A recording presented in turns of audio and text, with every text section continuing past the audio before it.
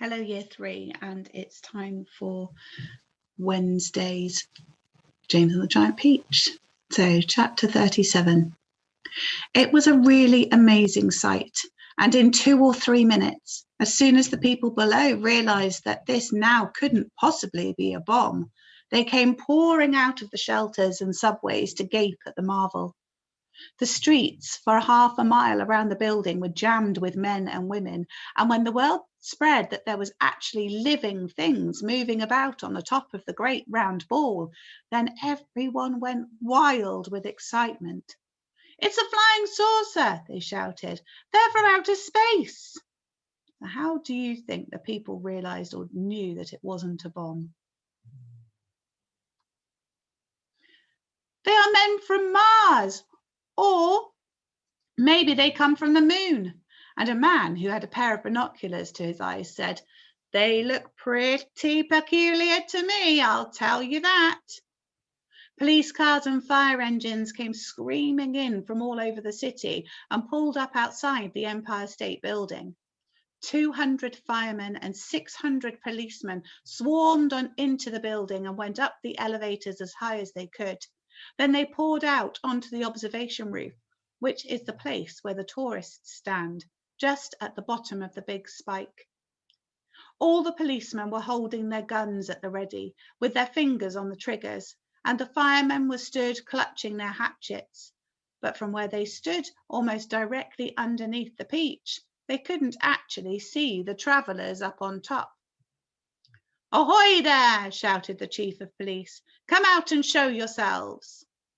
Suddenly, the great brown head of the centipede appeared over the side of the Peach. His black eyes, as large and round as 2 marbles, glared down.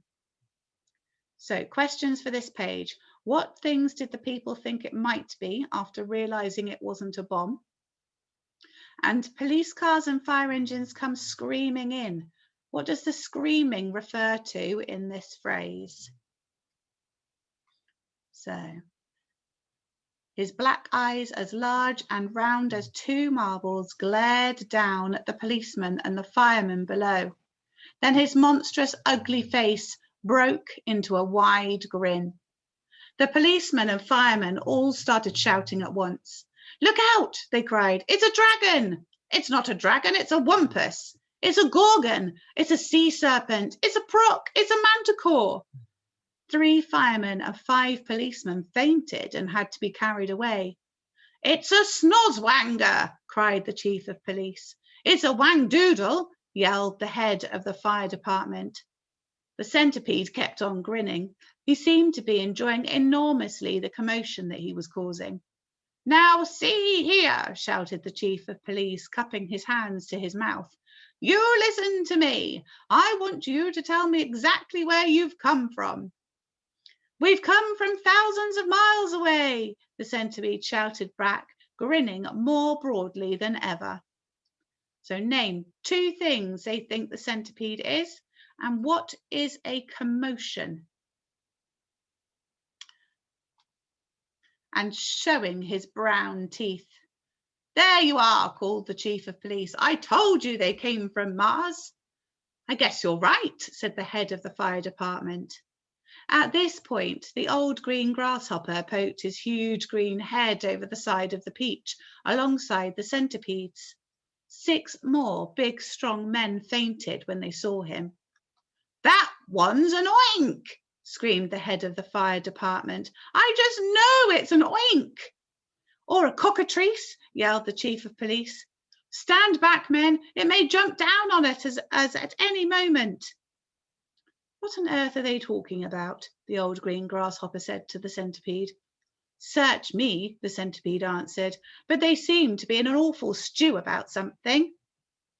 Then Miss Spider's large, black, murderous-looking head, which appeared to a stranger was probably the most terrifying of all, appeared next to the grasshoppers. "Snakes and ladders!" yelled the chief of the fire department. "We're finished now. It's a scorpula." "It's worse than that," cried the chief of the police. "It's a vermicious cnid. Oh, just look at its vermicious, gruesome face." Is that the kind that eats fully grown men for breakfast? The head of the fire department asked, going white as a sheet. I'm afraid it is, the chief of police answered. Oh, please, why doesn't someone help us to get it down from here? Miss Spider called out. It's making me giddy. So how does the author create humour in these chapters? How does he make it a little bit funny? This could be a trick, said the head of the fire department. Don't anyone make a move until I say. They've probably got space guns, muttered the chief of police. But we've got to do something, the head of the fire department announced grimly. About 5 million people are standing down there on the streets watching us. Then why don't you put up a ladder? The chief of police asked him. I'll stand at the bottom and hold it steady for you while you go up and see what's happening.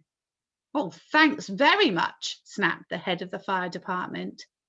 Soon there were no less than 7 large, fantastic faces peering down over the side of the peach. The centipedes, the old green grasshoppers, Miss Spiders, the earthworms, the ladybirds, the silkworms, and the glowworms. And a sort of panic was beginning to break out among the firemen and the policemen on the rooftop. Then all at once, the panic stopped, and a great gasp of astonishment went up all around. For now a small boy was seen to be standing up there beside the other creatures. His hair was blowing in the wind, and he was laughing and waving and calling out, Hello, everybody, hello. For a few moments, the men below just stood and stared and gaped. They simply couldn't believe their eyes. Bless my soul, cried the head of the fire department, going red in the face. It really is a little boy, isn't it? Don't be frightened of us, please, James called out. We are so glad to be here. What about those others beside you? Shouted the chief of police. Are any of them dangerous? Of course they're not dangerous, James answered. They're the nicest creatures in the world. Allow me to introduce them to you one by one, and then I'm sure you will believe me. Okay, so we're halfway through chapter 37 right now. There is a quiz for you to do on the Learning Hub, so please make sure you do it. Do not forget to put your name, and we will start tomorrow with how James introduces each and every one of the characters on the peach.